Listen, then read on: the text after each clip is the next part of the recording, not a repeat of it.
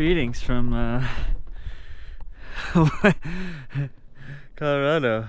It is currently bare feet in the ground. It is currently 10 degrees outside, freaking freezing. And I actually wanted to talk about something a little bit more serious today. So I put out a video recently about getting some cold feet. And granted, I'm standing barefoot in the snow right now. Yeah, big deal. I'll go inside. I do want to talk to you guys about some safety stuff with barefoot. This is actually, let's call this a PSA from my father, who is a foot doctor. Yesterday he called me a little bit concerned, understandably. I guess my mom had seen, Mom, if you're watching, hi Mom, if she had seen a video where I talked about how I went out in the barefoot snow experience last week, and I kind of hurt my foot a bit. Not so bad, but bad enough that it's worth talking about some things. So my dad called and was like, hey, saw the video. And I should preface this, yes, my dad is a podiatrist, so is my sister, so I've been surrounded by feet for a long time in my life. And I realized that as an influencer, I do my best to say, first off, be careful, go very slow, go at your own pace. And also, I'm not a doctor, I'm not an expert, so don't listen to me. Never listen to me about anything. If I share something that piques your interest, gets you thinking more, if you have questions, cool, I can be somewhat of a resource, but I'm not an expert, and I'm still learning. So for me, this is all a learning process. Let's put this down here. And that, to be honest, that is how I learn everything. For me, everything that I do is a learning experience. I'm not ever coming in as an expert. I'm always saying, okay, does this make sense to me? I'm tuning into my body. I'm thinking about what feels right, and I'm trying to learn as I go, talk to people. But I also recognize that a lot of things in the medical industry, they're confusing, and they don't make sense. And there's a lot of contradictory stuff out there. You see it all the time right now in the world. People are just, well, I saw this research that proves this. Well, I saw this research that proves that. And I think what I really want to talk to today is, again, first off, if you're going to do something that feels extreme, know you're going at your own risk. It's every day that I go out there in the snow, barefoot, or just barefoot running in general, there's risk involved. And I'm trying to do this as someone who's saying, okay, well, something feels really right to me about being barefoot, and also I don't know, so I try my best to find as much research, talk to as many people, and then also at the end of the day I tune into what makes sense to me and I go out there.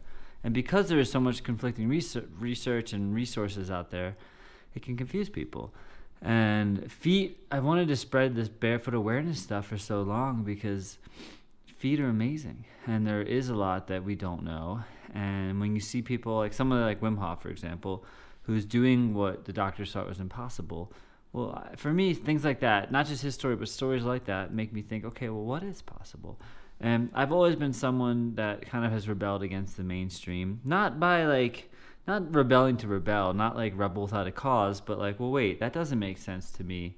And a lot of the things that I've been told that were right didn't make sense, and I had to, figure out stuff on my own. So a lot of people that I'm talking to, if you're watching this, chances are maybe you feel in a similar position where a lot of the things that you were told to believe didn't make sense, or they didn't work out in the way that the doctor told you, and then you're looking for an alternative route.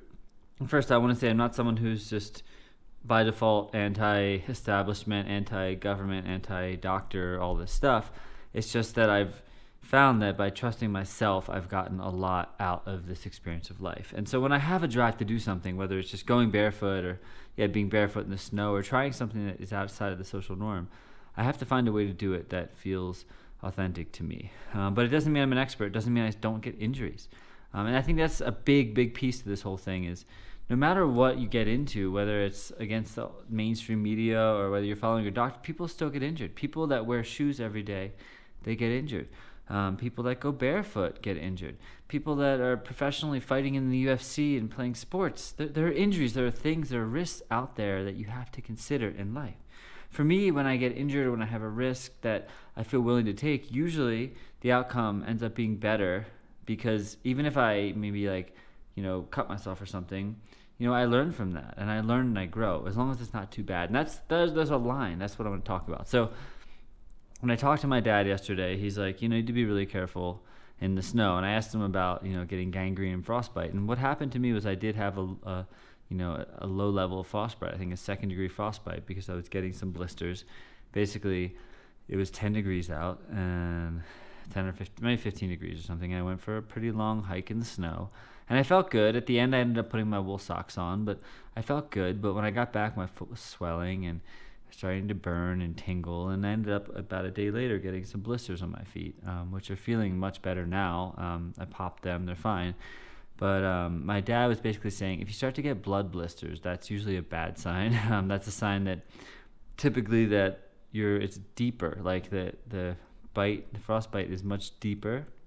If you have more of a regular blistering, obviously you still should be really careful. And he said the issue is that if you're not close to home, it's one thing if your feet get really cold, but if you're far out, you're miles out or something, you're a mile out and you're hiking and your feet get too cold, you still have to hike back, and with really cold feet, and that's when you can start getting more dangerous and serious issues. Now, I've been finding that hiking with wool socks for me has been really helpful. So I'll go barefoot if it feels good, and I'll put the wool socks on when I need to, and they've just been helping. You can use a pair. I haven't tried 2 pairs yet, but that might work.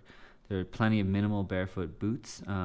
In general, you have to be careful. It's not like just being barefoot is the only time I'm going to get cold. I'm sure you've gone out in the snow before in shoes and socks, and you get cold too, just like your hands. So this isn't, to me, just about being barefoot, but rather recognizing that when you do things that are maybe more extreme, there's going to be risk involved. And for me, I don't want to lose a toe. That's the last thing I want to do. But I recognize there are certain risks involved, and I'm always checking in. How do my feet feel? How do my feet feel? Do I need to turn around? Do I need to put something on? I don't want to act like just being barefoot means you have to be barefoot all the time. And I'll admit that for me, there was some ego at first, where I was coming from this place of like, oh, I got to show people this whole barefoot thing. And what am I going to do in Colorado? It's freaking crazy out there. It's snowing, and it's this whole insane thing. What am I going to do? I've kind of since given up that sort of, the ego piece that comes with the barefoot thing, where I feel like I need to be barefoot or I need to represent this cause. And I just do it because I love it, and it's something that's made sense to me. And even just the barefoot thing alone, a lot of people have told me that I'm crazy when I'm hiking on trails barefoot and running. It's like they think you're nuts. And listen, I get that. We all live in different paradigms. I just know what's true to myself. But when I talked to my dad, I was like, yeah, you know what? I am a quote-unquote influencer, and a lot of people are finding this channel and wanting to learn more about being barefoot. So I did want to put out kind of a PSA and say, hey, don't listen to me.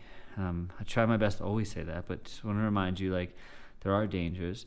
And I'm not trying to instill fear, but rather conscious choice of saying, yeah, if I'm going to do this, there's going to be risks involved. Just like anything else in life, there are risks involved. I mean, there are so many every day. To be alive is to take a risk, to get into a car, to get into a plane. And I think knowing how to manage those risks, knowing how to do things safely, if you're just going at it from this, like, well, I just want to be extreme and I want to rebel, probably bad things are going to happen. But for me, it's really not about that. And sometimes still I push the limit a little bit too far, and then I know. Sometimes I'm like, oh, whoa, that was maybe pushed a little bit too far. I need to back that off. And maybe sometimes, like, I remember before my marathon, I was pushing a little bit too hard, and I hurt my ankle. And I knew what I did, and I had to rest, and there was consequences because of that. And I had to take care of myself, and I had to slow down. So the snow is an extreme thing. I don't see many people talking about being barefoot in the snow, and I don't think it's necessarily very natural. I've seen people do it. I wanted to experiment it with myself, and now I know to some level what my limits are. I know when I need to put on a wool sock or when I should just stay inside. Like today, I'm not going to likely go for a hike because it's literally 7 degrees out, and we just got about a foot of snow. But, in a few days when it melts, I'll probably get back out there. I'm excited to get back out there. But, yeah, take care of yourself. Be careful. I know things can get confusing in this world, but remember that, follow the information that makes sense to you, and always make sure that you feel good and you feel safe, whatever you're doing. Because it's not just to go barefoot, just to go barefoot, it's not worth the risk. And that's what I want to say is, like, if you're just doing it to rebel and to be like, oh, I want to be different and screw shoes, like, and you're going to put yourself at risk, well, there are consequences to that. But if you feel something that makes sense to you and you've spent the time thinking about it and slowly working into it, and you feel like you can do it in a smart and safe way, great. That's what I'm aiming to do every single day. I'm always learning. I'm always growing. I'm not perfect. I know nothing. I'm just in this constant state of learning and growing and shedding. And just wanted to share that. So hope you're all well. Take care.